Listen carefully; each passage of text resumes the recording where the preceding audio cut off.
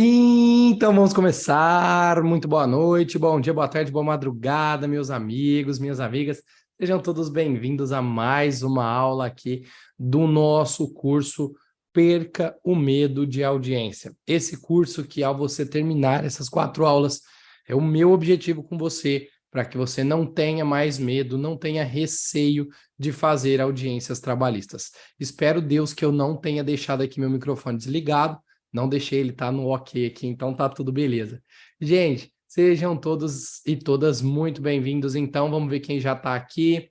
Mariana já está aqui, Maristela, Rogério, super legal, gente. Grande Pedrão com seu bis está aqui também. Sejam muito bem-vindos. Galera, vocês estão vendo que eu estou num ambiente novo, né? Hoje, como a gente se comprometeu a fazer esses 4 dias de aula, então hoje eu estou aqui em Ribeirão Preto, não estou lá em Franca, onde eu tenho meu estúdiozinho bonitinho, tá? Estou adaptado aqui, então fique tranquilo, essa parede amarela aqui é a nossa adaptação. Grande Duda, um prazer tê-la como colega na advocacia. De tudo um pouco, tá certo, é isso aí. Gente, então vamos chegando, tá? A aula de hoje, eu não preciso falar do curso, não preciso explicar como ele funciona, eu só preciso te fazer um alerta. Se você perdeu a aula 1, que é a aula de ontem, tá? Não tem nenhum tipo de problema. Ela vai ficar salva. Você que está inscrito no nosso curso, você recebeu lá no seu e-mail o link para a aula e ela também está lá no nosso grupo de WhatsApp. Tudo bem? Provavelmente você também vai ter recebido um direct no WhatsApp.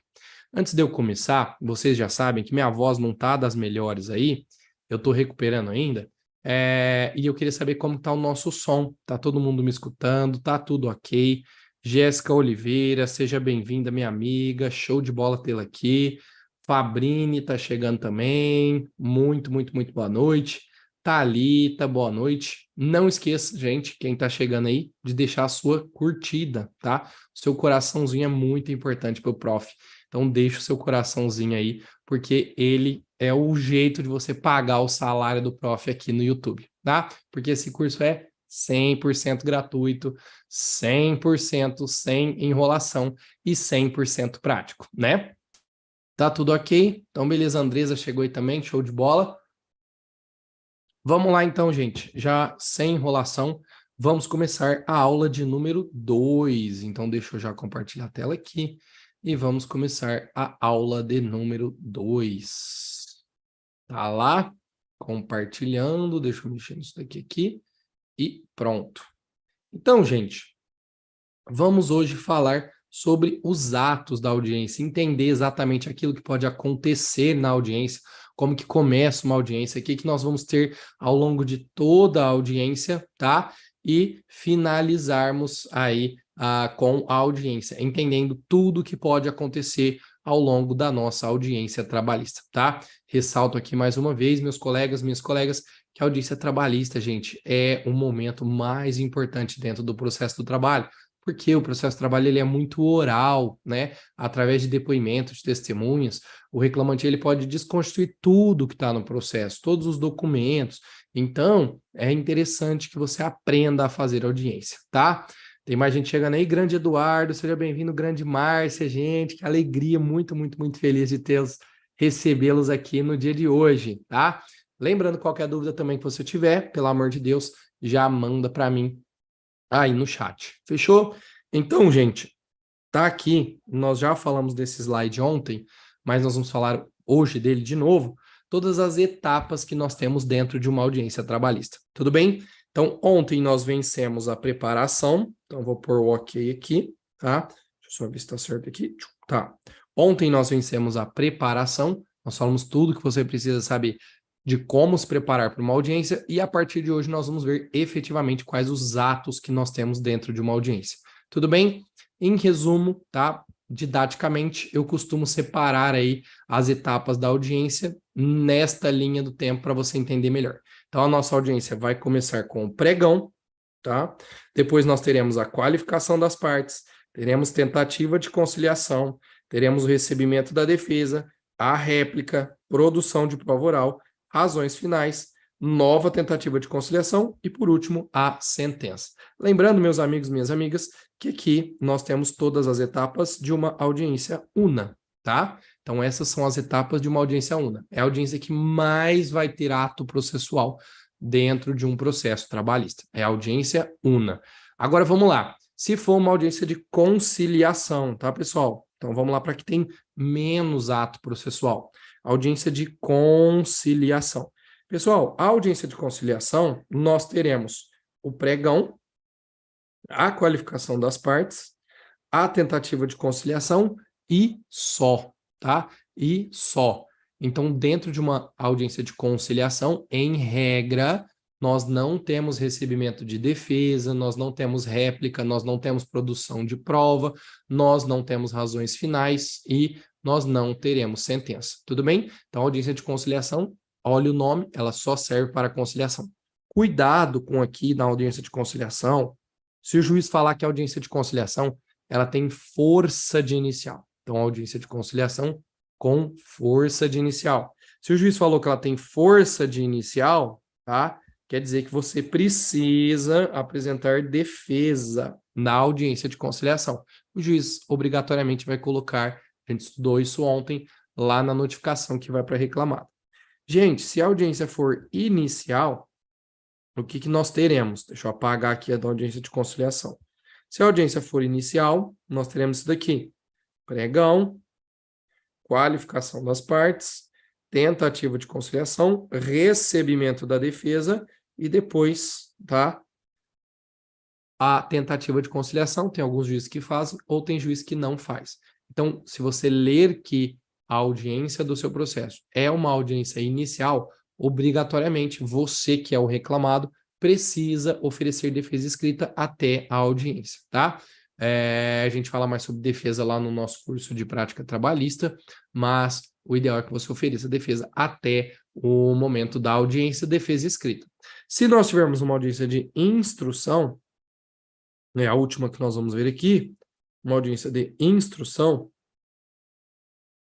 a gente vai ter o seguinte: já foi oferecida a defesa, já foi feito réplica. Então, a audiência de instrução, nós teremos pregão, nós teremos qualificação das partes, tentativa de conciliação, já teve defesa, já teve réplica, nós vamos pular para a produção de prova oral. O juiz vai fazer razões finais, né? Vai facultar as partes para que elas ofereçam razões finais, vai tentar nova conciliação, e se for um juiz doidão, ele vai dar sentença na audiência de instrução, tá? Por isso que normalmente a gente tem visto aí nos livros, né? Antigamente se falava audiência de instrução e julgamento. Por quê? Porque sim, o juiz julgava dentro da própria audiência, tá? Hoje, com os processos mais complexos que nós temos, é quase que inimaginável o juiz trazer uma sentença dentro de audiência. Se você já teve aí, tá? Comenta para mim, mas é bem raro. Então tá aí, pessoal, tá? Esses são os atos, as etapas de tudo que pode acontecer na audiência.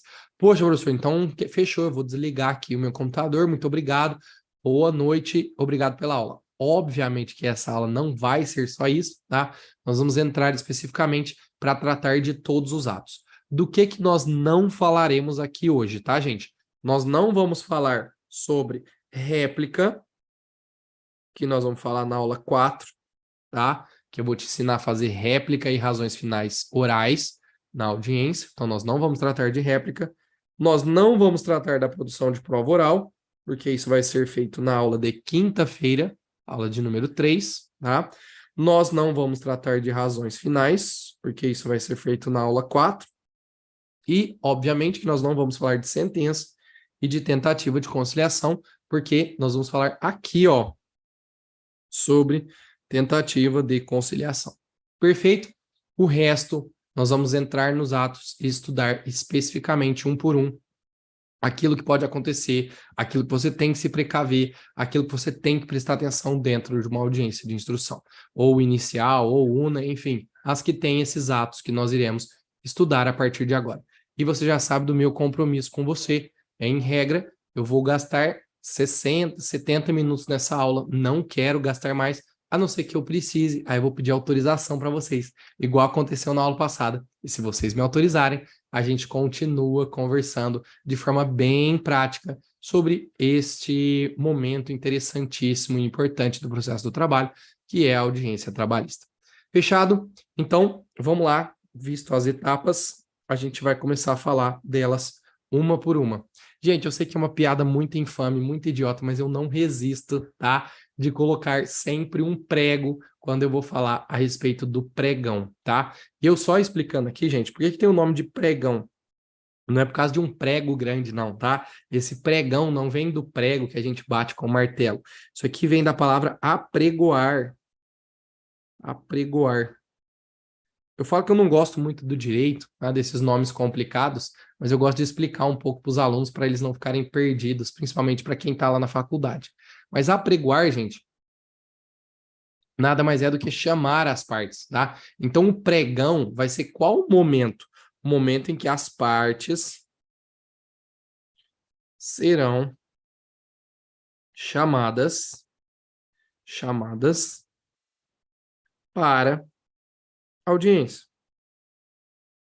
Então, nós vamos considerar o pregão, gente, aquele momento em que você está sentado lá na Justiça do Trabalho, na vara do trabalho da sociedade, esperando especificamente o juiz pegar e falar, tá? Na verdade, o servidor falar, audiência das 15 horas, fulano de tal, contra empresa X.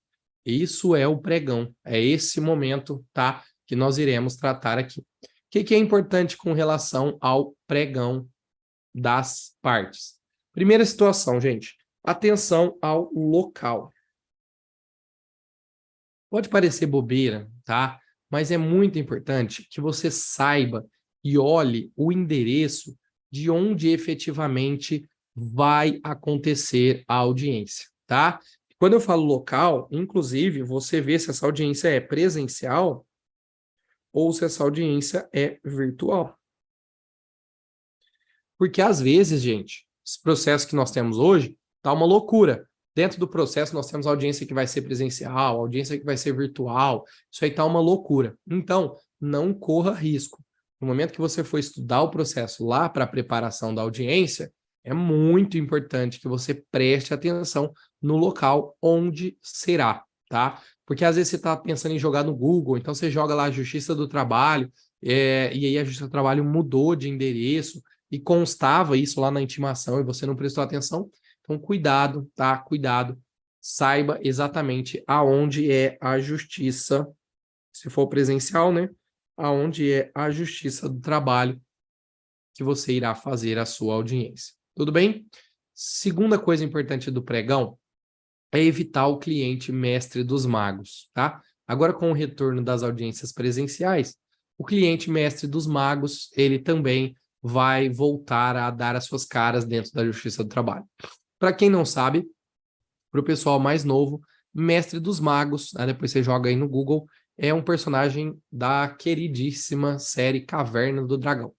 E lá na Caverna do Dragão, pessoal, eles estavam perdidos lá dentro de um mundo X, e aí sempre que eles precisavam de ajuda de alguém, eles clamavam e de repente aparecia o Mestre dos Magos. E o Mestre dos Magos ia lá, resolvia a situação com relação a eles, e do nada ele sumia, tá? O Mestre dos Magos sumia, desaparecia, e eles ficavam lá na Caverna do Dragão. Mestre dos Magos, cadê você, Mestre dos Magos?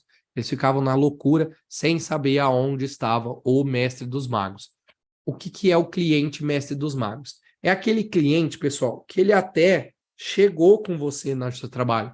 Ele chegou com você no seu trabalho. Ele entrou, você viu ele lá no seu trabalho e de repente ele sumiu, tá? Ele saiu para beber alguma coisa, ele saiu para fumar um cigarro, enfim, ele saiu do seu trabalho. Gente, evite que o cliente fique distante de você. A todo momento, você precisa estar em contato visual com o seu cliente, tá? Principalmente se você não conhece. Poxa, Renato, mas esse cliente aqui é um cliente que já faz 200 anos, nós temos inúmeras audiências trabalhistas e ele já me conhece muito bem. Aí, ok, tá? Mas, se você não conhece o seu cliente, a primeira, segunda vez que está fazendo audiência com ele, gente, não desgruda dele, tá? Porque se você se desgrudar, a chance, ó, o cheiro, ó, ao cheiro do que? De merda que pode dar na audiência, tá? Porque nós vamos falar já já sobre atraso das partes em audiência. Fechou? Terceira situação que nós vamos falar aqui é onde as partes vão sentar. E eu já vou deixar aqui, ó, embaixo, onde que as partes irão se sentar. Então, terceiro ponto nós vamos falar no slide de baixo. E por último, nós vamos estudar dentro do pregão também a substituição, o que que acontece, quando que as partes podem ser substituídas e o que acontece se elas faltarem. Então, substituição e ausência das partes. Fechou? Então, primeiro momento pregão, nós vamos ver aí ainda a situação de número 3 e a situação de número 4. Situação de número 3 não tem muito o que explicar, mas você saber, tá? Onde que as partes se sentam na Justiça do Trabalho. Gente, para ficar mais fácil, a gente brinca com relação a isso, o reclamante, o empregado, ele vai sentar do lado do coração do juiz, tá? Isso é diferente, cuidado, tá? Porque é diferente da civil. O lugar que as partes se sentam na Justiça do Trabalho é diferente da Justiça Civil, tá? Então, quem ajuizou a ação vai sentar do lado esquerdo. Na verdade, direito da mesa, né? Mas esquerdo do juiz. Eu sempre achei mais fácil pensar isso. Eu coloco isso na cabeça, essa brincadeira, que o reclamante senta do lado esquerdo do juiz. A hora que eu entro na sala, eu olho para onde o juiz está olhando, vejo onde está o coração dele, do lado esquerdo, e sento lá com o meu cliente, porque 90, 99% dos meus processos são de reclamantes, tá? Então, em regra, o reclamante senta do lado esquerdo do juiz e o reclamado do lado direito. Professor, tem problema se a gente mudar isso daqui, ó, o advogado sentar aqui para trás, o empregado sentar aqui. Não, gente, isso aí não tem problema, tá? E se tiver mais de um empregado, mais de uma reclamada, o pessoal vai sentando aqui nas outras cadeiras que eventualmente estiverem, tá? Então, essa aí é a regra a respeito do lugar onde sentar na audiência trabalhista. 2 pontos interessantes, tá? Dentro desse segundo, nós teremos umas outras situações, mas 2 pontos que você precisa observar na audiência trabalhista. Ponto número 1, gente. Ponto número 1. Você precisa observar. Deixa eu só tomar uma água aqui que a voz vai morrer. Você precisa observar, tá? Que em alguns locais, eu vou pôr aqui como regra local. Em alguns locais, gente, o juiz não adota esta forma das partes se sentarem na mesa de audiência, tá? Então, eu já ouvi falar, não sei se é Goiás ou Maceió, uma coisa assim, tem alguns TRTs aí que eles adotam situação diferente. Gente, se o juiz adotar situação diferente, você, tá? Sentou errado, é só você pedir desculpa. Olha, excelência, perdão, onde eu advogo normalmente, se senta o reclamante do lado esquerdo. Tudo bem. Gente, se você errar o lugar que onde você vai sentar, pelo amor de Deus, não tem problema nenhum, tá? Você errar o lugar onde você vai sentar, não tem problema nenhum. Isso não causa prejuízo ao seu cliente.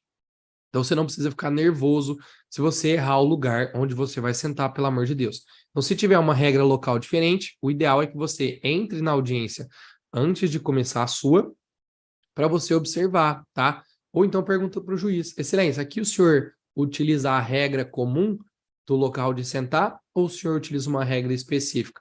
Ele vai te falar, perfeito? Então, esse é o primeiro ponto. Cuidado, porque tem alguns locais do Brasil que utilizam esse lugar de sentar de forma invertida, igual lá na Justiça Civil. Bom, então Maceió não é não. Ó. Alagoas, o Thiagão tá falando que é igual eu mostrei aqui. Então não é Alagoas não, tem que descobrir qual TRT que é invertido. Gente, e segunda observação que eu faço são os processos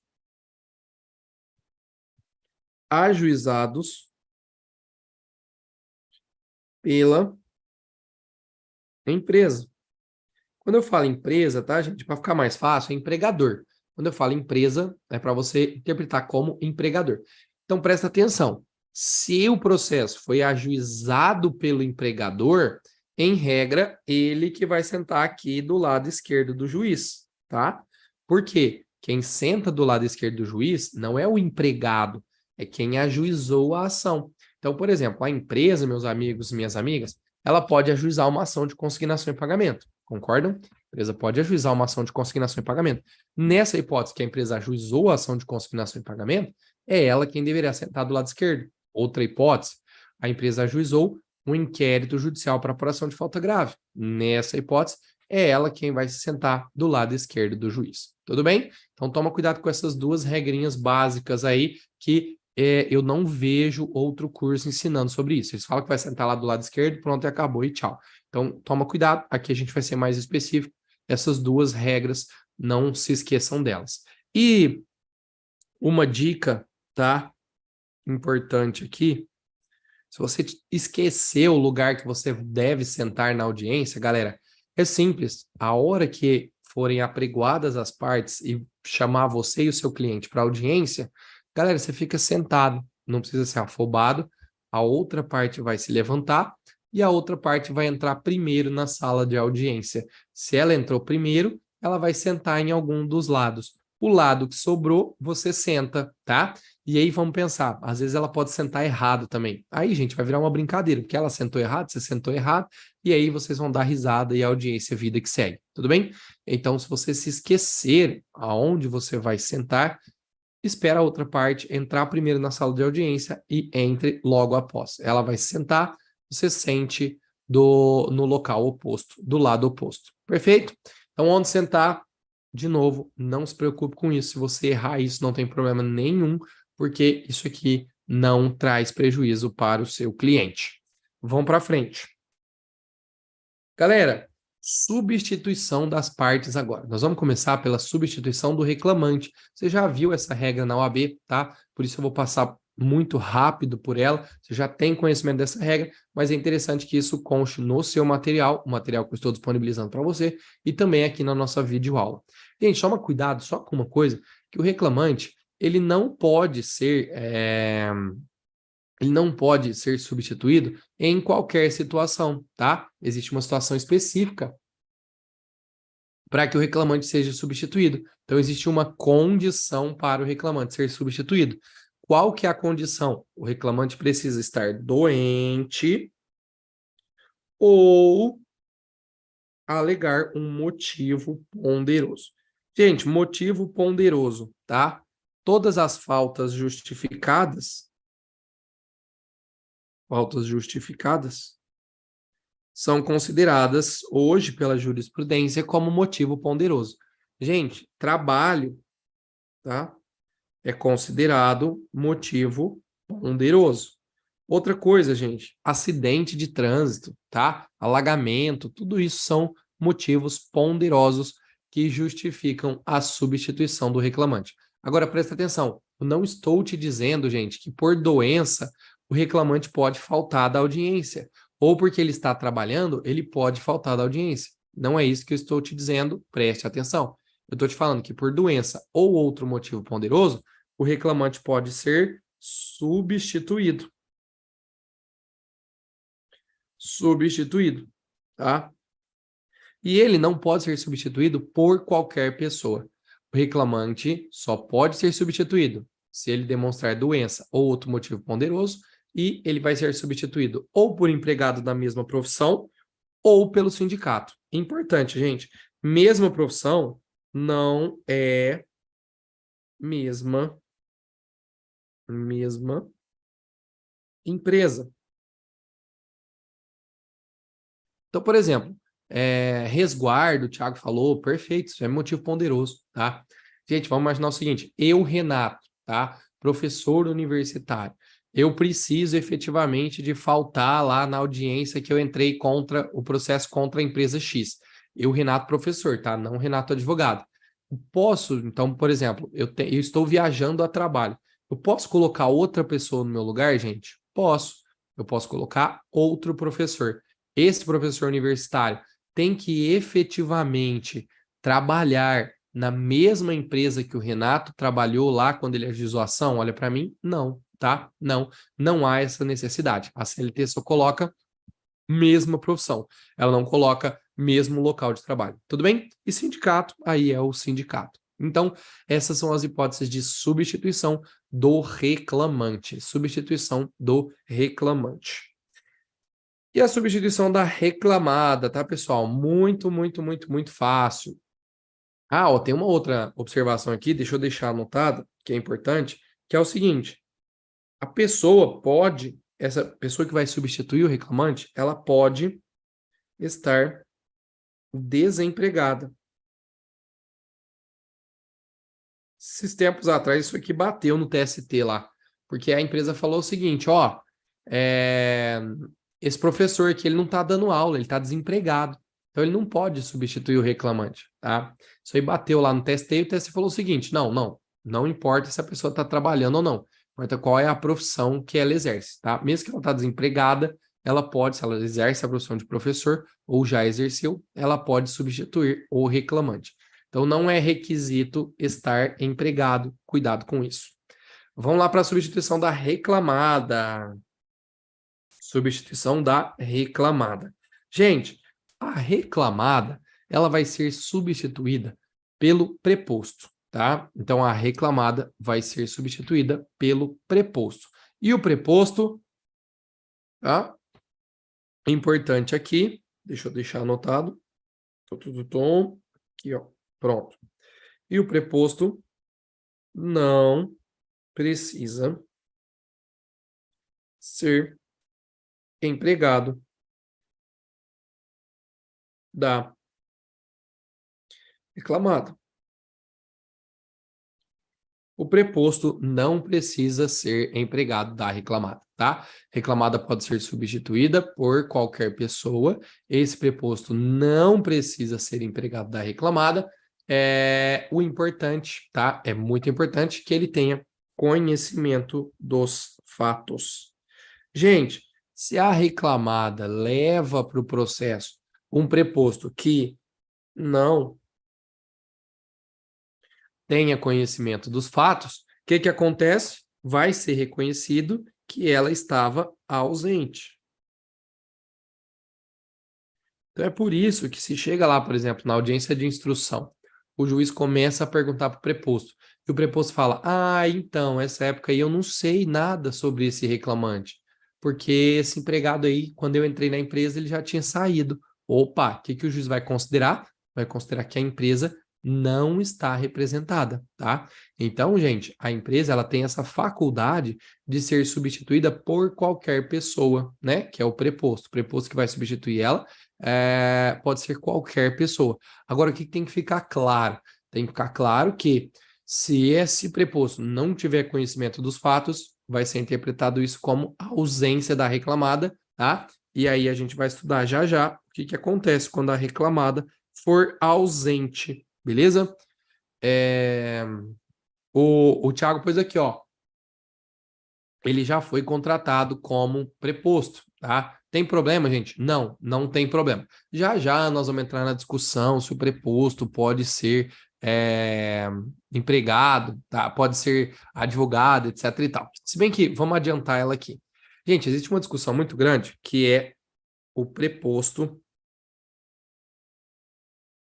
mais advogado, tá? Existe essa grande discussão. Poxa, é possível ser preposto e advogado junto, tá? É possível ser preposto e advogado junto? Gente, o código de ética, tá? O código de ética e disciplina veda. Só que aí, qual que é a tese que muitas reclamadas vão defender lá no TST e você vai encontrar jurisprudência nesse sentido? Gente, quem veda a realização de preposto e advogado em conjunto é o Código de Ética. E o Código de Ética, gente, ele não é uma lei. A lei é o Estatuto da OAB. E no Estatuto da OAB não tem nada efetivamente falando dessa situação. Então, olha só que interessante. Se é o Código de Ética, tá? Eu não posso considerar isso como uma lei. Então, se não existe uma lei determinando que o advogado não pode trabalhar com o preposto também, o que acontece? Você vai encontrar muita jurisprudência no TST aceitando a pessoa, o advogado, tá? Trabalhando como advogado e preposto de determinado processo. O que eu indico para você, meu amigo, minha amiga, tá? Que vai para uma audiência, em nome da reclamada. Gente, nunca vá sozinho para a audiência, tá? Leva outro advogado, leva o estagiário, porque daí se precisar, pessoal, se precisar, o que você vai fazer? Colocar o estagiário, colocar o outro advogado como preposto, tá? Então, você vai evitar essa discussão, se é possível, preposto junto com advogado, tá bom? Mas tá aí. Então, já vencemos essa questão aqui nesse slide. Para que a pessoa seja preposta, tá, gente? Para que a pessoa seja preposta, você vai ter que juntar no processo uma coisa que se chama carta de preposição. Adivinha se eu vou te passar um modelo de carta de preposição? Adivinha, adivinha, adivinha? É óbvio que sim, tá, gente? Vou passar um modelo lá no nosso link de materiais. Nós teremos um modelo de carta de preposição. Então, galera, para que a pessoa possa atuar como preposta, ela precisa ser nomeada pela empresa. E ela vai ser, pelo empregador, né? Perdão. E ela vai ser nomeada através de uma carta de preposição. E se você esquecer a procuração em nome do seu cliente ou a carta de preposição, vai, gente, considerar como a empresa não estar representada? Não, tudo bem? Se você esqueceu, gente, ou não conseguiu juntar a tempo procuração e carta de preposição, você vai fazer um requerimento na audiência, requerimento para juntada. É simples, não precisa nem ficar com vergonha, tá? Então você chegou lá, gente, na audiência, olhou o processo, não tem a sua procuração, ou então a empresa te contratou de urgência, você também não fez carta de preposição, você não sabia quem queria ser o preposto do empregador. Gente, chegou na audiência, excelência, pela ordem, eu vou requerer prazo, você vai falar isso, vou requerer prazo para a juntada de carta de preposição, ou então para a juntada de procuração, ou então para os dois. Excelência, eu estou aqui, eu vou requerer o prazo para que eu junte a procuração e a carta de preposição. Tudo bem? Gente, perfeito. O juiz não vai ficar bravo, o juiz vai aceitar e vai te dar um prazo, tá? Para que você junte, então, esses documentos que você não levou, como, por exemplo, a procuração ou a carta de preposição. Inclusive, tá? Algumas varas do trabalho já deixam na audiência, tá? Que se eventualmente a parte não trouxe procuração ou outro documento necessário para a demanda, ela poderá regularizar essa situação no prazo de tantos dias. Então, tem algumas varas do trabalho que elas já deixam consignado lá na ata de audiência essa possibilidade. Então, não precisa ficar com medo, tá? Ficar receoso. Se você eventualmente se esqueceu de colocar no processo, a carta de preposição ou a procuração. Isso que eu te falei, gente, por exemplo, a procuração, cuidado, porque vale para o reclamante e para a reclamada. Nas duas situações, você pode ir lá, excelência, quero prazo para a juntada de carta de preposição. Quero prazo para a juntada de procuração. Tudo bem? Gente, procuração, procuração, preposição, só cuidado, isso aqui é só a reclamada que precisa. Perfeito, beleza? Então falamos aí sobre a substituição das partes. Agora nós vamos falar sobre a ausência das partes. Então, quando as partes não comparecem à audiência, tá? Gente, primeira pessoa que nós vamos falar, ausência do reclamante. Ausência do reclamante. Deixa eu anotar aqui que não está anotado. Ausência do reclamante. Toma cuidado com isso, tá? Muito cuidado, porque tem gente que não presta atenção nesse detalhe e corre um risco muito grande de trazer um prejuízo para o processo, porque desconhece essa segunda situação aqui. Gente, a primeira hipótese, tá? Se for no processo, a primeira audiência que está acontecendo e o reclamante faltar, o processo será arquivado, tá? Lembrando que arquivamento é sinônimo de extinção do processo sem resolução sem resolução do mérito. Tá? Então, isso aqui é extinção sem resolução do mérito. É o arquivamento. Nós já vamos ver que tem outras consequências além do arquivamento. Nós vamos falar aí sobre pagamento de custas, etc e tal. Mas, por enquanto, vamos ficar com o arquivamento. Agora, o que eu quero chamar a sua atenção, porque isso você já viu lá na OAB, é para a segunda situação. É para a situação em que o reclamante falta de uma audiência de instrução, tá? Então, nós tínhamos lá uma audiência de instrução e o reclamante falta. Gente, se o reclamante foi intimado pessoalmente para comparecer nessa audiência de instrução e ele falta da audiência, o juiz não vai arquivar o processo. Não vai arquivar.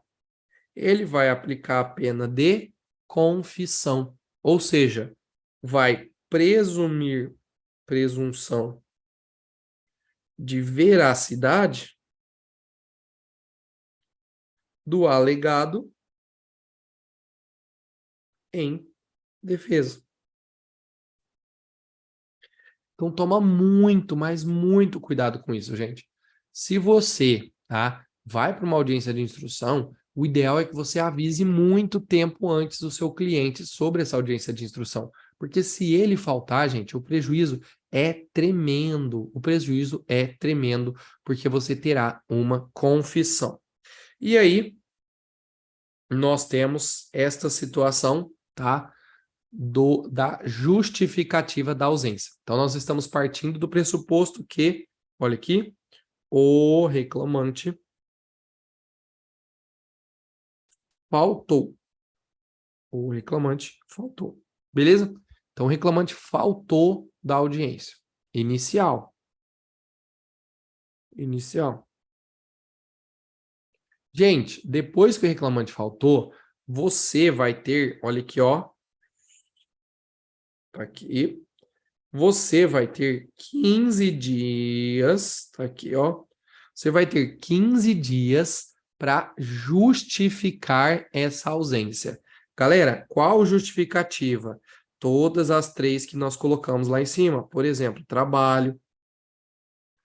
Por exemplo, todas as hipóteses de faltas justificadas do 473 da CLT. Tá? Por exemplo, doença. Tudo. Isso, tá? Todas essas hipóteses são faltas justificadas. Então, se o reclamante faltar, você vai ter 15 dias para justificar essa falta. O que que acontece se você não justificar? Então, o que eu vou falar aqui para baixo, ó, é a hipótese que você não justifica. Se você não justificar a ausência do reclamante, toma muito cuidado com isso, gente. Ele vai ser condenado ao pagamento das custas. Se você não justificar a ausência do reclamante, ele vai ser condenado ao pagamento das custas. E olha o que eu vou escrever aqui, ó. Mesmo com justiça gratuita. Gente, mesmo que o reclamante tenha justiça gratuita, ele vai ser condenado ao pagamento das custas. Tudo bem? Então, se o reclamante falta da audiência inicial e não justifica, ele vai ser condenado ao pagamento das custas, mesmo beneficiário da justiça gratuita. Tudo bem? Vamos ver a pergunta da Thalita aqui. Doutor, se o reclamante se ausentar da audiência de instrução e caracterizar confissão, faz algum sentido a audiência continuar com a oitiva das testemunhas? Não, tá, Thalita? O juiz ele não deixa continuar. O máximo que você pode pedir, tá, Thalita? Aqui, ó. Nessa hipótese que o reclamante faltou na audiência de instrução, tá, gente? Tá? Na hipótese que o reclamante faltou da audiência de instrução, o máximo que você pode pedir é a oitiva do preposto. Por quê, gente? O preposto, ele pode confessar também determinada matéria. E a confissão expressa do preposto, ela vai se sobrepor à confissão, nesse caso, ficta do reclamante, tá bom? Então, olha só que interessante, confissão ficta do reclamante, ela pode ser, tá, substituída pela confissão expressa do preposto. Agora, por que, professor, que a gente não vai poder pôr testemunha para ouvir depois da confissão? Porque nós vamos ver na aula 3, que é a aula sobre testemunha, tá? Que não dependem de provas os fatos confessados, tá? Então, tudo que tem confissão, a gente não pode produzir provas. Então, por isso que a gente não vai ouvir testemunha. Beleza, Thalita? A Maristela, pois, aqui estamos falando de faltas, mas em caso de abandono da audiência por qualquer das partes. Olha, Maristela, abandono da audiência vai ser aplicado à falta, tá? Nunca vi essa situação de abandono. Acho que só se der um surto psicótico lá do seu cliente, tá? Mas na hipótese de abandono, nós vamos aplicar aí as regras da falta, tá? Regras da falta. Então vamos voltar, gente. O reclamante faltou da audiência inicial, tá? Não estou falando de instrução. Faltou da audiência inicial, não justificou. O juiz vai condená-lo ao pagamento das custas, mesmo que beneficiário da justiça gratuita. E olha que interessante, tá? Você vai ter que pagar essas custas aqui, ó. Vai ter que pagar essas custas aqui para ajuizar novamente a ação. Enquanto o reclamante não pagar novamente as custas desse processo, tá? Ele não vai poder distribuir a ação. Recentemente isso aconteceu comigo. O cliente era um professor, eu avisei ele da audiência telepresencial, simplesmente ele não apareceu, tá? Ele não apareceu. O juiz arquivou o processo, não havia justificativo. Eu até falei para ele, ó, se você estiver doente, pode me trazer o atestado. Mas ele falou, não, doutor, eu esqueci da audiência. Tudo bem? Aí eu falei, fiz a guia para ele, falei, seu fulano, ó, o senhor vai ter que pagar essa guia aqui, tá? De 2.400, acho que foi R$ 2.456. Paga essa guia de R$ 2.456, que aí eu posso soltar novamente sua ação. Quando o senhor não pagar essa guia, eu não posso soltar novamente a ação. Tudo bem? Ele teve que fazer um empréstimo, pagou os 2.000 lá e eu soltei a ação de novo. Aí depois ele ganhou a ação, deu tudo certo. Mas, gente, olha só, eu não poderia soltar a ação sem pagamento da guia do processo que ele deixou ser arquivado. Então, toma cuidado com isso, tá? Situação importante que você tem que saber sobre a ausência do reclamante. Agora, gente, ausência da reclamada, tá? A ausência da reclamada não tem muita regra, não. Se for ausência na audiência inicial, a gente vai ter a revelia, tá? E a confissão quanto à matéria fática. Agora, se for falta em uma audiência de instrução, tá? Aí eu não tenho revelia, porque, gente, revelia, tecnicamente, tá? Não é uma pena. A revelia é uma constatação. Constatação, tá?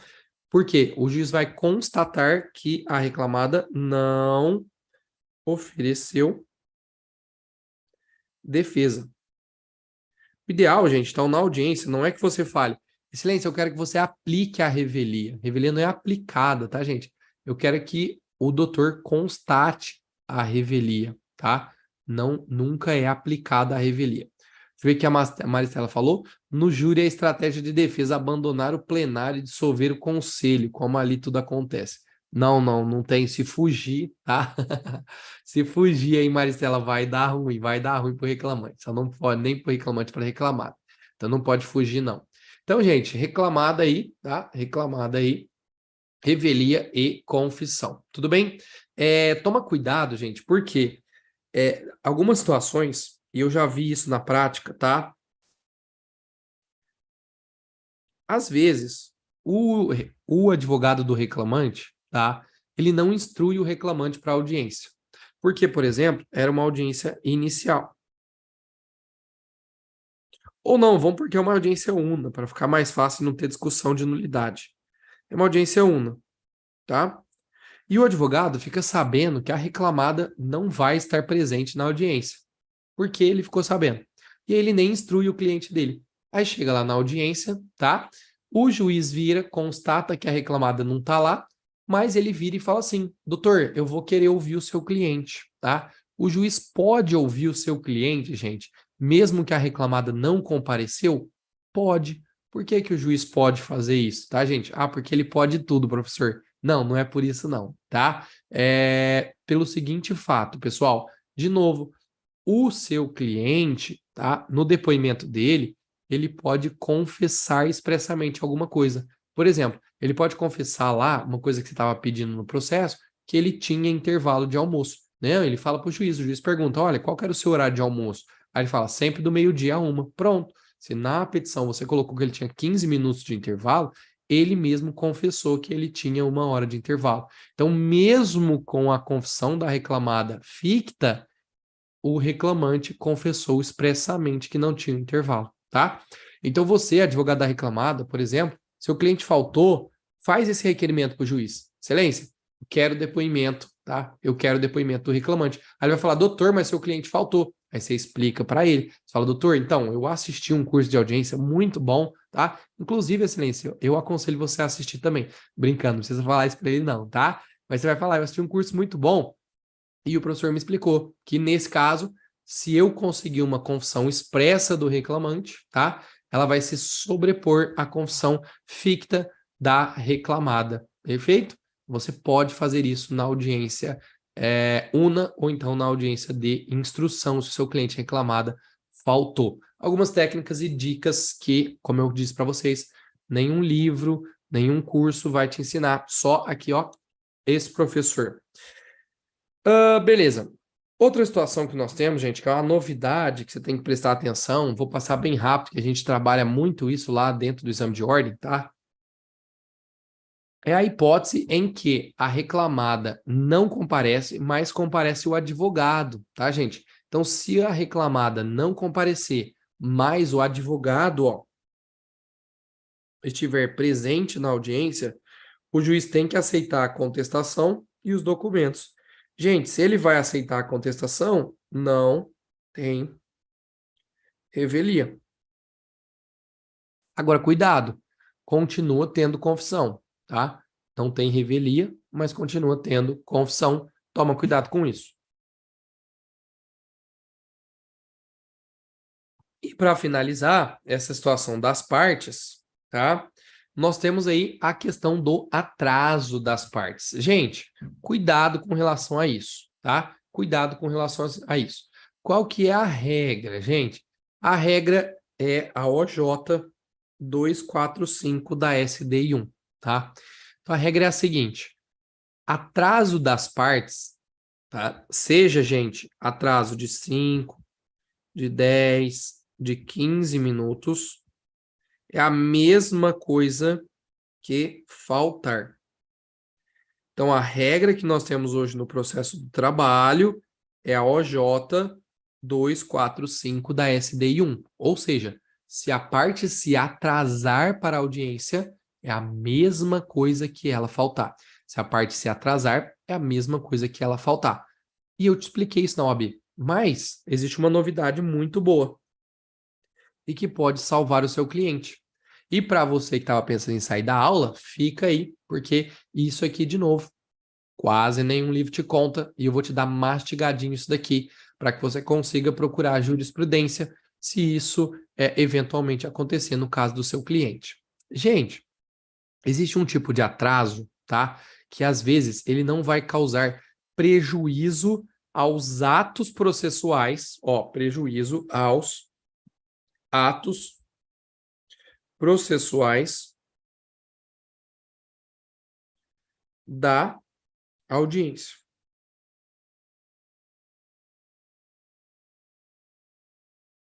E o TST, atualmente, tem entendido o seguinte: se esse atraso da parte, gente, não causou prejuízo a nenhum ato processual da audiência, perfeito, esse atraso, tá, deve ser desconsiderado. Como assim, professor, prejuízo de ato processual, tá? É o seguinte, olha lá, presta atenção. Vamos imaginar, gente, que a audiência era para começar. Deixa eu pegar um espaço em branco aqui, ó. Deixa eu apagar isso aqui, ó. Vamos imaginar, gente, que a audiência era para começar às 15 horas, certo? E aí, 15 horas realmente começa a audiência de instrução.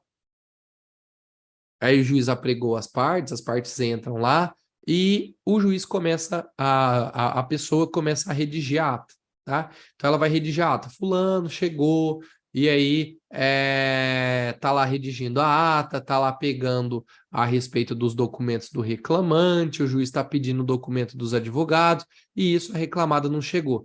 De repente, pessoal, às 15h05, chega o preposto da reclamada todo esbaforido. Ai, meu Deus, estou chegando aqui, cheguei, excelência, pelo amor de Deus, me perdoa, fiquei preso na marginal lá, Tietê. Então ele chega todo esbaforido, mas chega.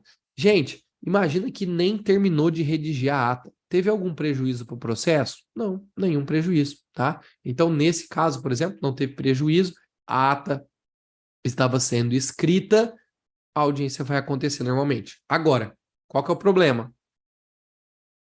A pessoa chega 3h10 e a ata de audiência já foi escrita, constando lá que faltou o reclamado e que a audiência está encerrada. Opa, gente, se já encerrou a audiência, aí vai ter prejuízo para este ato processual que é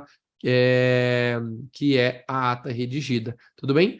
Então, nós temos essa novidade interessante que é efetivamente você ficar atento se teve um prejuízo ou não para os atos processuais. Não teve prejuízo, o TST tem entendido que dá para manter a audiência. Tudo bem? Beleza? Lembrando aí para vocês que também estão assistindo essa aula online, tá, gente? Online todo mundo tá, né, professor? Pelo amor de Deus. A não ser que tenha alguém aqui nessa sala que no plano espiritual. Não espero eu, mas para vocês que estão assistindo esta aula gravada, tá, gente? Pode colocar aqui nos comentários a dúvida que vocês tiverem. A gente já está encaminhando aí para o final da aula. Gente, finalizado aí, né? A partir do momento que as partes entram na audiência, o juiz obrigatoriamente vai começar a audiência com uma tentativa de conciliação. E ele vai perguntar: doutor, o senhor tem proposta de acordo? Aqui, cuidado, gente, não existe uma regra, tá? Então, não existe uma regra que primeiro é a reclamada que vai falar sobre acordo. Ou então que primeiro é o reclamante. Não existe essa regra. Não existe essa regra. Então, o juiz ele vai escolher lá para quem que ele vai perguntar quem que efetivamente vai apresentar a proposta de acordo. Questão importante, gente. Se você não tiver um acordo, tá? Já saiba que o juiz ele vai te olhar dessa maneira aqui. Por quê? O juiz trabalhista, gente, ele gosta bastante de acordo, tá? Porque um dos princípios do processo do trabalho é a conciliação. Você vai ver que o juiz trabalhista, ele é mais incisivo com relação a acordo, tudo bem? E eu vou falar algumas situações aqui sobre o acordo. Grande Rafael, seja bem-vindo, meu amigo, muito boa noite. Nós vamos falar algumas coisas aqui sobre o acordo, tá? Vamos lá, gente. Primeiro, técnicas de negociação. Técnicas de negociação. Professor, o que são essas técnicas de negociação? Eu falei algumas coisas ontem, tá? Para você que não estava na aula de ontem, eu falei na aula de ontem sobre valores, tá? Sobre dinheiro, falei tudo na aula de ontem. Agora nós vamos falar sobre o acordo em audiência. O que são técnicas de negociação? Coisas para você, gente, tentar melhorar o acordo para o seu cliente, tá? Melhorar o acordo para o seu cliente. Então, a primeira coisa que você tem que ter de técnica para negociação é para que você não comece com a sua proposta final. Porque, gente, o juiz, a outra parte, sempre vai dar um jeitinho de tentar empurrar, deixa eu só clicar numa coisinha, tentar empurrar, tá? Um acordo um pouco maior. Então, o ideal é que você jamais, em hipótese nenhuma, tá? Você efetivamente já chegue com o limite do seu cliente. Então, se o seu cliente, por exemplo, vamos pegar aqui, o reclamado, ele quer fazer um acordo de 20 mil, pessoal, você tem que chegar lá falando que o acordo é de 10 e de 15, tá? Porque se você chegar falando de 20 mil, o juiz vai tentar fazer com que você faça um acordo maior. Então, no máximo aí, tá? No máximo, estourando aí, você tem que chegar com uma proposta de 15, 17 mil, uma proposta que você vai conseguir subir, você vai trabalhar. A mesma coisa para o lado do reclamante. Seu cliente quer fazer o acordo de 30 mil, não adianta você falar assim, excelência, o mínimo que meu cliente vai fazer é 30 mil. Não, por quê? Porque aí o juiz vai forçar para que você faça um valor mais baixo de acordo. Então, nunca chegue no limite, tá? A primeira proposta não pode ser o limite do seu cliente. Segunda coisa sobre negociação. Não deixe, pessoal, o cliente esboçar a reação. Galera, pelo amor de Deus, toma cuidado com isso, tá? A gente já tinha falado isso sobre acordo. Quem fecha acordo é o advogado. Quem fecha acordo não é o cliente. Então, você tem a proposta do cliente, você já sabe qual que é o valor que ele quer chegar e ele não pode esboçar a reação. Porque, gente, às vezes é o que eu falo. A empresa, o seu cliente queria 10 mil. Se a empresa já chegar oferecendo 20, galera, você vai fechar num valor maior que 20. E às vezes o cliente já esboça a reação, nossa, não, 20 mil, ó, ou fica felizão, fala, mostra lá, filmando ele na audiência, né? Na hora que o reclamado fala, então o reclamante está aqui olhando lá a ata de audiência do processo online. Aí ele está quase dormindo, aí de repente a empresa fala, excelência, proposta de acordo é 20 mil, aí ele fica feliz. Ô, gente, você acha que o advogado da empresa vai subir algum real depois que o reclamante ficou super feliz com o valor de 20? Não, ele não vai subir de forma nenhuma, tudo bem? Então, toma cuidado, tá? Explique para o seu cliente que não é para ele esboçar nenhuma reação. Terceira situação, gente, está complicado de fazer acordo, então o reclamado quer pagar 20, você quer fazer um acordo em 30 e o negócio não sai desse meio termo. Gente, pede para o juiz, fala, excelência, qual seria a proposta do juízo para fins de acordo, tá? E aí, gente, normalmente o juiz, ele vai ter uma proposta. E quando o juiz é bom, tá? Quando o juiz é bom, muito bom mesmo, ele vai inclusive fazer algumas contas e falar, ó, o risco para a empresa é esse, o risco para o reclamante é esse, então a proposta do juízo é X mil reais. Gente, quando o juiz dá uma proposta, normalmente os nossos clientes, eles já ficam assim, ó, então se o juiz falou isso, é melhor eu aceitar, tá bom? Então, se você está muito, não está conseguindo fazer com que sua parte ceda um pouco para aceitar aquele acordo, pede a proposta do juiz, tá? Porque normalmente, quando a parte aceita ali a proposta do juiz, ela tende, tá? A fechar aquele acordo. Tudo bem? E quarta técnica de negociação, para que você tente colocar o máximo possível do seu acordo com verbas de caráter indenizatório. Por quê, gente?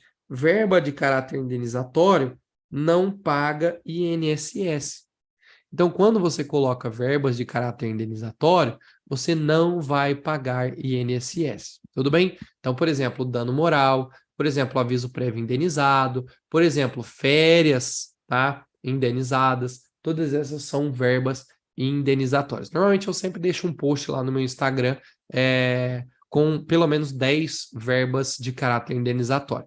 Normalmente, pessoal, os benefícios previstos em convenção coletiva são verbas de caráter indenizatório, férias, tá? Que já se passaram, elas são indenizatórias. Então, todas as verbas que têm caráter indenizatório não pagam INSS. Então, se você lá, por exemplo, vai fazer um acordo e vai discriminar o seu acordo como horas extras, além do valor que você vai pagar de horas extras, você tem que pagar um percentual de INSS, tá bom? Agora, se a verba for indenizatória, você não paga.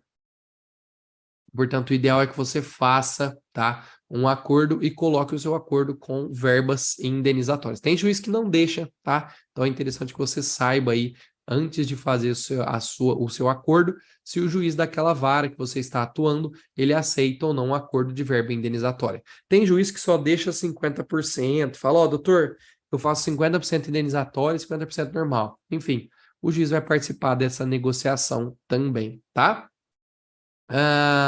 O Thiago pôs aqui, ó. No caso, melhor que reconhecer que é prestador de serviço ou teve vínculo de emprego? Boa pergunta, tá, Thiago? Deixa eu ver se eu abro um espacinho aqui. Aqui, ó, tem um espaço grande. Pessoal, o que que acontece, tá? O Thiago perguntou o seguinte: o reclamante ajuizou uma reclamação trabalhista pedindo vínculo. A reclamada, pessoal, quer fazer acordo, tá? Quer fazer acordo. E aí, é melhor reconhecer o vínculo ou é melhor reconhecer ou simplesmente pagar, tá? para aquela pessoa como autônomo. Gente, pensando no INSS, tá? Pensando no INSS, é melhor reconhecer o vínculo. Por que, professor, que pensando no INSS é melhor reconhecer o vínculo? Porque, gente, no vínculo de emprego você vai pagar menos INSS. Dependendo do percentual aí da empresa, você vai ter que ver com o contador, mas ela pode pagar às vezes 9%, às vezes 11% do valor só de INSS. Normalmente o autônomo, você vai pagar 31% do valor do acordo para o INSS. Então, você fez um acordo lá de 10 mil. Além dos 10 mil que você vai pagar para o reclamante, você vai pagar mais 31% de INSS, mesmo com verba indenizatória. Tudo bem? Porque houve prestação do serviço. Tem alguns juízes que isentam desse INSS, tá? Mas a regra é que o juiz deve determinar o recolhimento, tá? Quando há prestação de serviços autônomos. Vai determinar o recolhimento de 31%. Agora, gente, nós temos que pensar que em determinados casos, tá? Então eu vou colocar aqui, ó, além do INSS, nós vamos colocar como estratégia. Estratégia. Às vezes, gente, não é interessante para o seu cliente que seja reconhecido determinado vínculo de emprego, tá?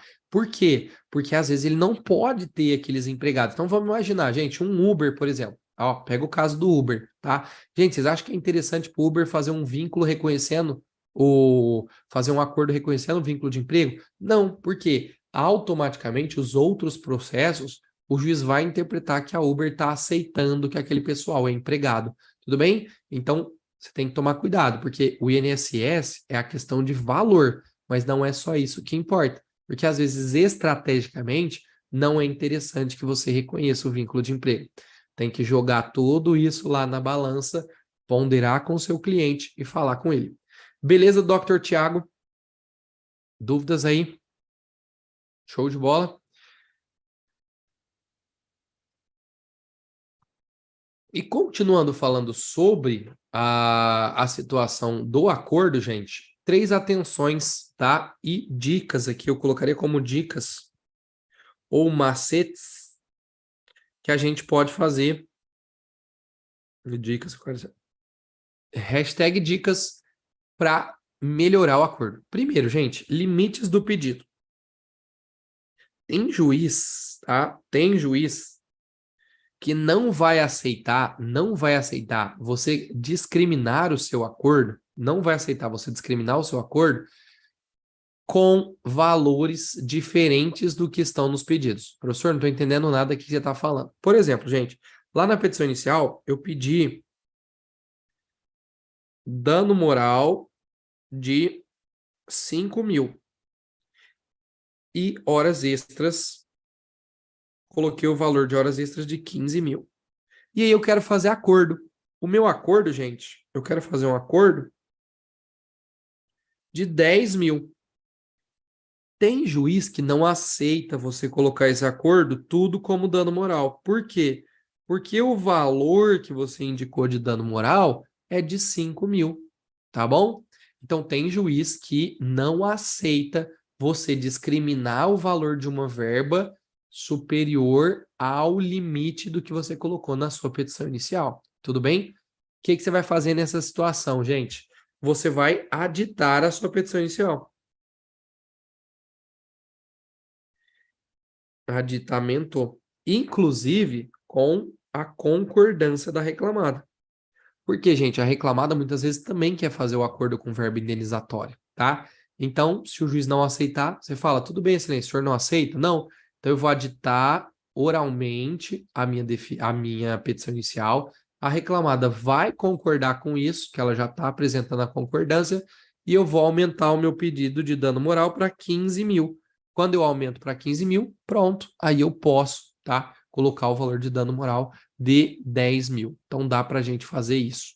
Segunda técnica, pessoal, é a técnica da súmula 67 da AGU. Como eu deixei a súmula aqui, ó, eu já vou falar isso para vocês no próximo slide. E agora eu só quero falar uma coisa, que é o seguinte, meus amigos e minhas amigas, explique para o seu cliente. Quando ele fizer acordo, tá? Em regra, os acordos na Justiça do Trabalho dão quitação ampla ao extinto contrato de trabalho. Então, ele não vai poder mais reclamar nada. E ele não pode se arrepender desse acordo, tá? O reclamante, pessoal, não pode se arrepender desse acordo. Então, o acordo homologado transitou em julgado, não tem arrependimento. E aí, isso é uma coisa importantíssima para você explicar para o seu cliente. Não existe arrependimento com relação ao acordo. Tudo bem? Técnica da AGU, da súmula 67. Essa súmula fala o seguinte. Vamos imaginar, galera, deixa eu falar uma coisa. Gente, eu acho que vai mais uns 10 minutinhos, 15 de aula. Posso continuar ou vocês querem que a gente pare com 1h10? Porque deu 1h05 de live por enquanto. Posso continuar ou querem que pare? Me fala aí no chat enquanto eu explico a súmula 67 da AGU. Né? Então vai no máximo aí, gente, uns 10, 15 minutinhos de aula. Olha essa situação. Imagina o seguinte, gente. Você entrou com a reclamação trabalhista e pediu horas extras, adicional noturno e insalubridade. Todas essas três verbas que eu coloquei aqui, todas essas três verbas são verbas salariais. Pode continuar? Quem mais? Quem mais? Quem mais? Estão gostando, gente? Ou vocês estão mais quietos aí no chat? Estão gostando? Fala aí para mim. Então, imagina que essa é a minha petição inicial. Horas extras, adicional noturno e insalubridade, tá? E são todas verbas salariais. Imagina, gente, que chega na audiência e a reclamada quer fazer um acordo de 20 mil. Só que ela fala assim, doutor, mas não tem nenhuma verba indenizatória. O senhor não pediu verba indenizatória. O que você pode fazer, tá? Você vira para o juiz e fala assim, excelência, vamos aplicar a regra da súmula aqui, da súmula 67 da AGU, Advocacia Geral da União, vamos aplicar a regra da súmula 67 da AGU, provavelmente o juiz, tá, que está tomando conta da sua audiência, ele já vai saber o que é essa súmula 67, você vai mostrar conhecimento. Olha o que a súmula fala para nós. Na reclamação trabalhista, até o trânsito em julgado, as partes são livres para discriminar a natureza das verbas para efeito do cálculo da contribuição previdenciária, ou seja, que é o que a gente está preocupado, que é o valor de recolhimento do INSS. Olha, interessante, mesmo que tais valores não correspondam aos pedidos ou à proporção das verbas salariais constantes. Então, galera, alguns juízes, os juízes que entendem que se aplica essa súmula 67 da AGU, vai deixar você fazer o acordo colocando dano moral, mesmo que você não tenha pedido de dano moral na sua petição inicial. Interessante, né? Sabia dessa regra da AGU aí, gente? Muito advogado, muita advogada não sabe, tá? Não sabe e aí às vezes deixa de fazer esse requerimento e às vezes perde um acordo ou deixa o seu cliente, por exemplo, reclamado, pagar um valor maior porque ele não sabia da regra da súmula 67. Todo mundo colocou pode continuar, então beleza, vão para cima que daí eu não fico desconfortável aqui com o horário. Mas também, gente, é o que eu falei, tá? Mais uns 10, 15 minutinhos, a gente acaba aí. Fica firme que é só coisa prática aqui, é só coisa importante para que você tenha conhecimento, para que você não fique mais com medo deste principal ato dentro do seu trabalho, que é o processo, que é a audiência trabalhista. Fechou? A Thalita colocou que não sabia a súmula 67. Então já anota aí, galera. Anota aí a súmula 67 da AGU. Legal para você fazer mais acordo. Meus amigos, se tiver acordo, tá? Se tiver acordo, o juiz vai homologar esse acordo e a gente já viu, transita em julgado, acaba o processo. Se não tiver acordo, aí o juiz, na audiência una, ele vai receber a defesa, tá? Aonde que está isso? No artigo 847 da CLT. Então, olha lá, não havendo acordo, o reclamado terá 20 minutos para aduzir a sua defesa. após a leitura da reclamação, quando não for dispensada pelas partes. Então, gente, tecnicamente, o momento em que o juiz recebe a defesa, tá? O momento em que o juiz recebe a defesa é aqui, após o reclamante e a reclamada não chegarem a um acordo, tudo bem? Aí ele vai aceitar, vai receber a defesa. Depois de recebida a defesa, aí, gente, o negócio começa a esquentar, tá? Aí, a partir de agora, você tem que prestar atenção triplicada na audiência, porque aqui o caldo começa a engrossar. Começam os requerimentos e o negócio fica difícil. Por que que muita gente tem medo da audiência trabalhista? Porque, gente, primeira coisa, a oralidade em uma audiência trabalhista é muito forte, tá? E é interessante que você tenha na audiência trabalhista, galera, uma boa oratória, tá? E quando eu falo uma boa oratória, o que eu vejo muito em audiência trabalhista, seja telepresencial ou seja presencial? Às vezes, gente, o advogado ou a advogada, tá? Para fazer um simples requerimento, ele tem medo e ele não consegue falar.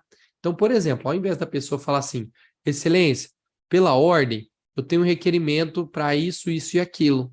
Olha a diferença. Às vezes a pessoa faz o seguinte, Excelência, pela ordem, Excelência, eu tenho um requerimento, Excelência, gente, pelo amor de Deus, não precisa ter vergonha, não precisa ter medo do juiz. Eu sempre falo isso. Você está lá para trabalhar. O juiz vai fazer o trabalho dele e os advogados vão fazer o trabalho dele. O juiz não deixou você trabalhar, gente, registre os seus protestos em ata. A gente vai terminar essa aula falando sobre protestos. Tudo bem? Então, é muito importante que na audiência você tenha uma boa oratória. Você fale um pouco mais alto, tá? Dependendo da situação, ou você fale mais baixo. Quando for fazer pergunta para as partes, gente, pergunte de forma articulada aqui, ó, não fala para dentro. Silêncio, eu quero saber se você... Não, não, tá? A oralidade é muito importante dentro da audiência. Tá com medo da audiência, pessoal? Leva uma companhia, tá? Leva outro advogado, leva um estagiário. Por quê? Às vezes o ambiente audiência, ele te causa um temor muito grande. Mas se você tiver uma pessoa de confiança do seu lado, uma pessoa que você pode trocar ideia, você vai ficar mais solto ali na audiência. Tudo bem? Então, se você está com muito medo, eu dou essa dica, leve outra pessoa para a audiência. Terceira coisa interessante é que na audiência, pessoal, você tem momento que você vai falar e momento que você vai ouvir. E é extremamente chato, extremamente deselegante quando o advogado vai fazer um requerimento e o outro traz assim, doutor, excelência, eu não concordo. Não, excelência. Gente, eu nem terminei de fazer o meu requerimento.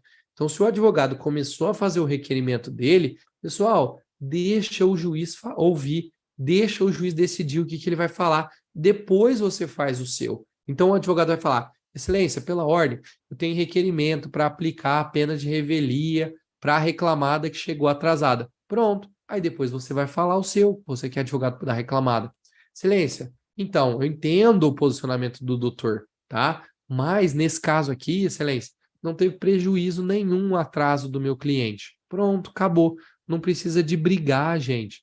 Como eu falei na aula passada, o processo, a briga, às vezes, é do reclamante e da reclamada. Não são dos advogados, a briga não é, né? Perdão, não é dos advogados que estão atuando no processo. Pelo amor de Deus, tá? Pelo amor de Deus. A Juliana fez o seguinte, eu queria saber como é a sessão de julgamento virtual de agravo de instrumento. Preciso levar a parte? Preciso fazer sustentação oral? Não, tá, Juliana? Não, não, não. A sessão de julgamento é tudo pelo tribunal, tá? Tem situação que eles deixam fazer sustentação oral, tem situação que não deixa. Precisa ver o regimento interno do tribunal. Então, galera, respeita o próximo, tá? Deixa o advogado trabalhar, deixa o outro advogado trabalhar. Não é porque você é um advogado brigão que você é um bom advogado. Tudo bem? Quarto ponto, interessantíssimo e o mais difícil de fazer. Galera, a gente precisa controlar nossas emoções. Por quê? Se a gente ficar nervoso na audiência, galera, nervoso do tipo, nossa, eu quero meter o pau, eu quero brigar. Gente, isso tende a fazer com que você tome atitudes equivocadas. tá? Então é muito importante que você controle as suas emoções. Juliana, não precisa estar presente, tá? Não precisa. A sessão de julgamento ela acontece independente do advogado estar presente ou não, porque o acórdão ele é um ato do tribunal. Fechou? Então, gente, controle as suas emoções na audiência. Eu sei que é difícil, mas se você viu que você vai sair do controle, respira, acalma, porque se você deixar suas emoções te levar, muito provavelmente você vai tomar uma atitude errada. E o quinto, último ponto, que vai começar a partir de agora, presta atenção na ata de audiência, tá? A ata de audiência, meus amigos, minhas amigas, ela vai constar exatamente tudo o que está acontecendo. Então, se o reclamante, o que o reclamante falou, o que o juiz está decidindo, quais são os requerimentos que você fez, tudo precisa constar na ata de audiência. Tem dificuldade de ler a ata de audiência, pessoal? Peça ajuda. Leva outra pessoa para ler a ata de audiência. Mas é muito importante que você leia atentamente a tudo na ata de audiência. O juiz, gente, ele tá ali para fazer um monte de audiência correndo. Não é culpa dele, eu já falei, é culpa do sistema, tá? Então, não precisa entrar na correria do juiz. Não leu alguma coisa na ata? Excelência, pela ordem, pode voltar um pouquinho para que eu leia a respeito do que está escrito na ata de audiência? Pronto, tá? Mas leia, gente. Sempre leia a ata de audiência, tá bom? Sempre leia a ata de audiência. E aí, a última coisa que eu vou falar hoje é sobre os protestos, tá? Galera, tudo que o juiz julga, barra decide na audiência, tá? Nós temos uma decisão interlocutória. Então, por exemplo, se você pede um requerimento para juntada de documento, o juiz vira e fala, doutor, não vou deixar você juntar. Ele está julgando alguma coisa. Você pede, excelência, eu quero um requerimento para expedição de ofício, para isso, isso e isso. O juiz fala, doutor, não dou. Ou então, doutor, dou. E a outra parte vai se sentir prejudicada. Então, tudo que o juiz decide em audiência, tá? São decisões interlocutórias. E decisões interlocutórias não têm recurso de imediato. Eu não posso apresentar recurso de imediato.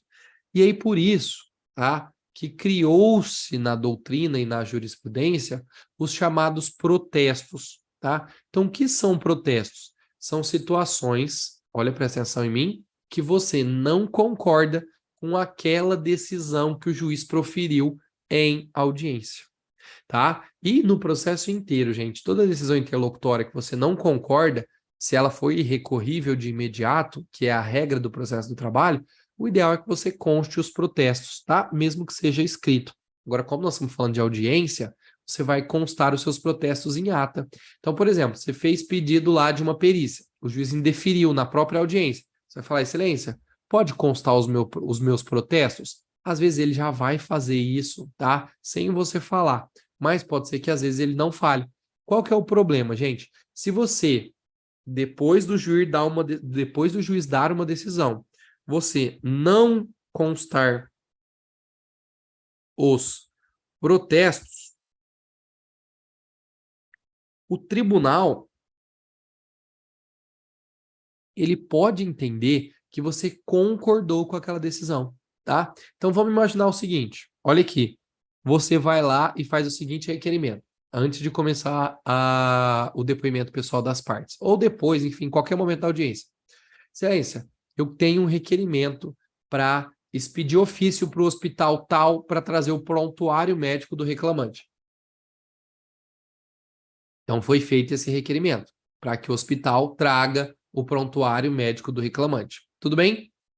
O juiz vira e fala, doutor, indefiro, não vou expedir ofício, porque o senhor pode ir lá pegar sozinho. Se você não consta os protestos, gente, depois, quando o juiz der a sentença e falar que você não provou determinada situação e você queria esses documentos médicos, não tem como você falar de nulidade. Por quê? No momento em que o juiz decidiu em desfavor ao seu pedido, você não constou os protestos.